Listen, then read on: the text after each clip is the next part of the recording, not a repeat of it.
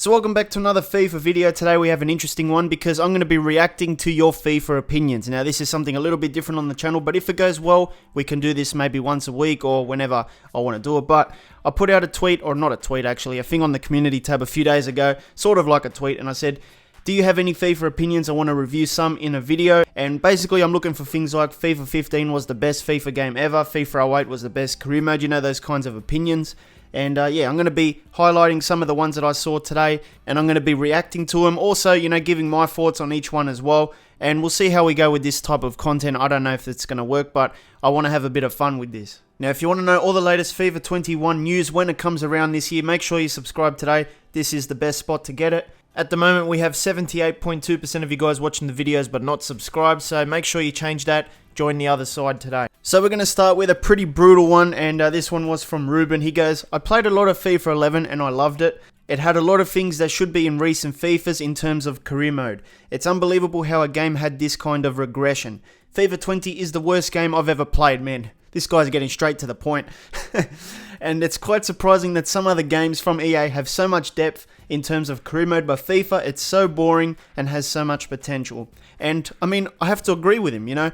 Career mode has so much potential, there's so many things you can think of, and you can do a 3-hour podcast on features you would love to have in FIFA 21 career mode, but the problem is career mode does not make the kind of money that pleases shareholders, and EA is a public company, and whenever you read the transcripts from the calls that they do with the earnings and stuff, the people want to know, is Foot making money, and that's about it. And until there's some sort of ban on Ultimate Team or something where you can't buy loot boxes or microtransactions or something like that, you're not going to see much effort put into career mode.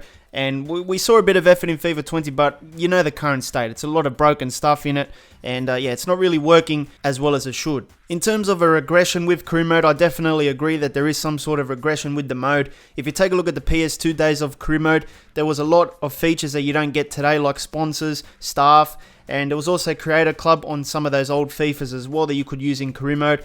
A lot of features that we still don't get to this day anymore. Now, I think we have to blame Ultimate Team for that as well because, you know, they're making money with that mode, so they're not going to care about career mode. But back then, you know, when the PS2 was around, there was no such thing as Ultimate Team. So that's why we saw career mode really getting worked on, because they had to produce a good product in order to sell the game and make some money. Next up, A. James says that FIFA 20 is the worst FIFA he has ever played. Is FIFA 20 the worst FIFA ever?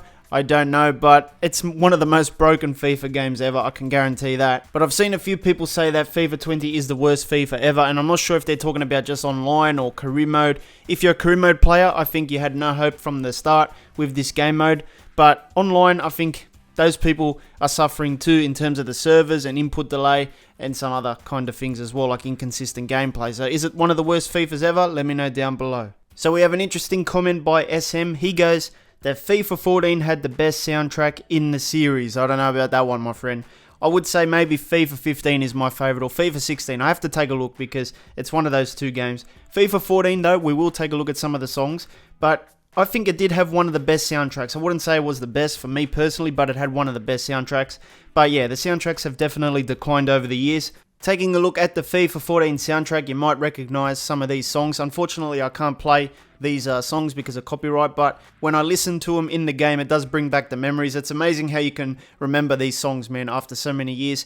Every time you would finish a match in career mode, there would be that song that catches you out and it makes you feel better.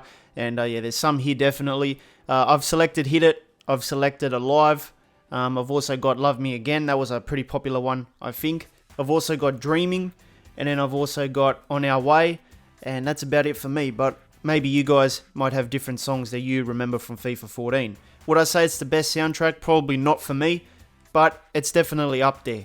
And he also says that the journey wasn't a bad idea, it was just a poor execution, which probably was ruined by the fact that Ronaldo left Real Madrid at the time, so Hunter couldn't play with him and bond with him, which was probably the main vision. The thing with the journey is I don't think many people played it. I did play it. I played all three versions and I didn't mind it, but I think the main issues with the journey was it wasn't actually like a player career mode. I think a lot of people were expecting a player career mode where you can create your own guy instead of being Alex Hunter, and then you could play 3 different games and, you know, it feels like a player career mode rather than a storyline. And the thing with the journey as well was it was too much of a linear storyline. No matter which decisions you made, you sort of ended up at the same destination at the end of the game. So it didn't really matter. which decisions you made, which choices you made when you replied to people and stuff. I think on paper it was a good idea, but when they did it, it was just a waste of resources that could have been put into career mode. I guess we have the foundations that could be transferred over to career mode, and that's what I've been expecting for a few years now, but it hasn't been transferred completely yet to play career mode. But in normal manager career mode in FIFA 20, we have seen like press conferences and post-match interviews get incorporated into the game, which is stuff that came from the journey. So hopefully more stuff carries over into career mode as the years go on. I always said that the journey was just a way for people to buy 3 FIFA games in a row. It was basically a story where, if you wanted to see what happens next, you have to buy the next FIFA game, and that guarantees EA at least 3 different purchases from each individual customer that was invested in the storyline. So it was a smart business move. I think core FIFA players were expecting it to be a career mode, and it just didn't really live up to the hype, and I think a lot of people avoided it at the end of the day, similar to what happened with Volta. Next up, we have an opinion from SJ, and basically he says that FIFA 16 is underrated. He says that it had an amazing soundtrack, literally every song was good. In career mode, older players were really good and useful. They didn't decline till 35 years old and were still growing after 30 years old. Everyone knows in career mode, once the player passes 30, you can forget it. They become a pensioner in EA's eyes and they don't grow.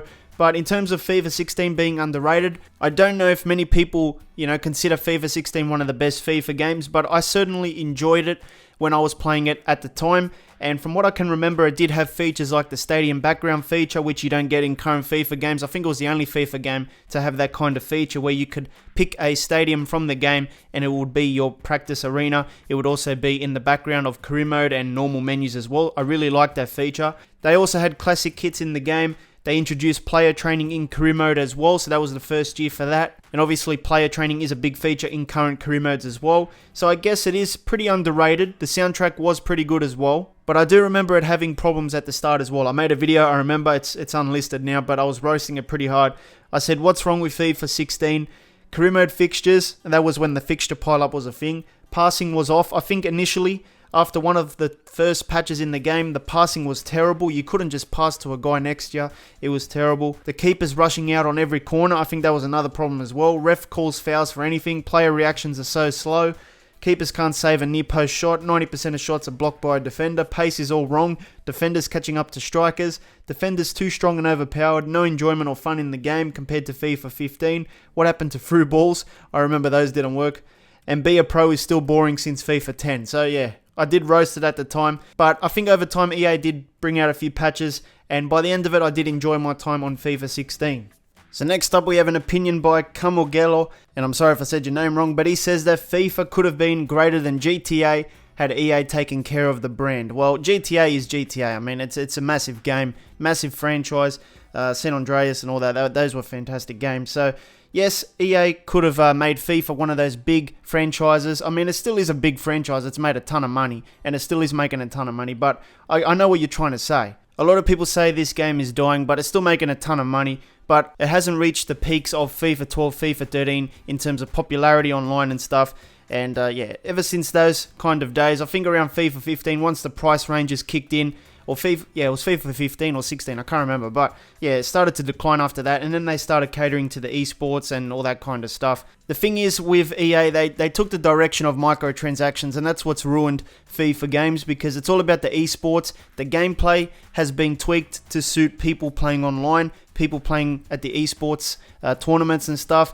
Basically, whenever the pros say something is broken, it gets patched. Whenever a casual player says something is broken, it gets ignored. So once the direction comes off of microtransactions, packs, and Ultimate Team, and esports and all that, maybe we can see a better game. But currently, it did get damaged over the years. I think FIFA 15, around there, it started to decline a bit. And then obviously right now where we are is pretty bad. It's pretty much a broken game at the moment. They need to just rewrite the whole code. I said it before, just start with a blank canvas and just recode the game, because currently you're just copy and pasting, rebuilding on the same codes, and we're getting a lot of problems. And how much longer can we go with just copy and pasting the code each year? We've got probably code from FIFA 11 in this game at the moment. I think I've seen something like that in terms of like career mode code. I think there's some from FIFA 11, and I'm not joking.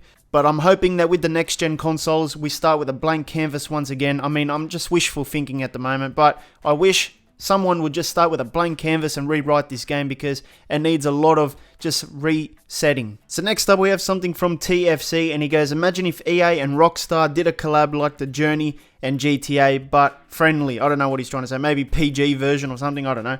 But yeah, Jojo says yes, and you could walk to the stadiums, drive cars, that would be the best game ever.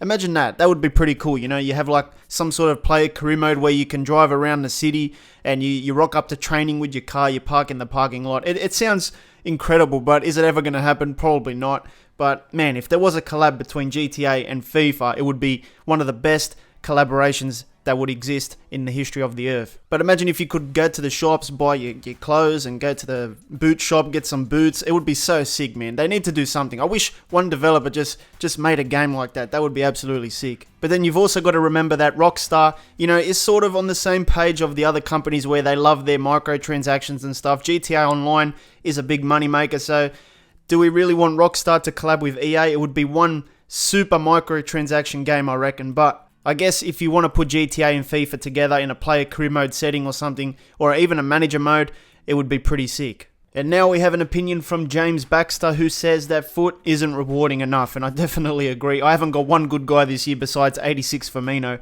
And Ryan replied to James and said, from EA's perspective, foot isn't meant to be rewarding and fun. It's meant to frustrate you till you spend your money on packs for the best players just for scripting to make those player stats invalid. So he does have a point as well. The sole purpose of foot is to make you so frustrated that you think that you keep needing a better team than what you've already got. And then you're versing players that have mad teams as well who spent a lot of money. So you're always at a disadvantage when you go into a FIFA game. And then scripting kicks in squad battles and maybe online as well. And then you realize that whoever you've got in your team, it doesn't matter because the game decides when it's a goal and when it's not a goal. But yeah, even the rewards, like I said, I haven't really got any good players from them, and I open the squad battles rewards each week. I get some rare packs, I get some gold packs, and still nothing decent enough to, you know, put into your team. But I guess like Ryan said, that was the point. It's meant to just make you spend your real life money and not rely on EA giving you mad players. So that is episode 1 of reading your FIFA opinions. Let me know if you want to see part 2. Leave some comments down below. Make sure you check out this FIFA 20 video. Hit the card in the middle.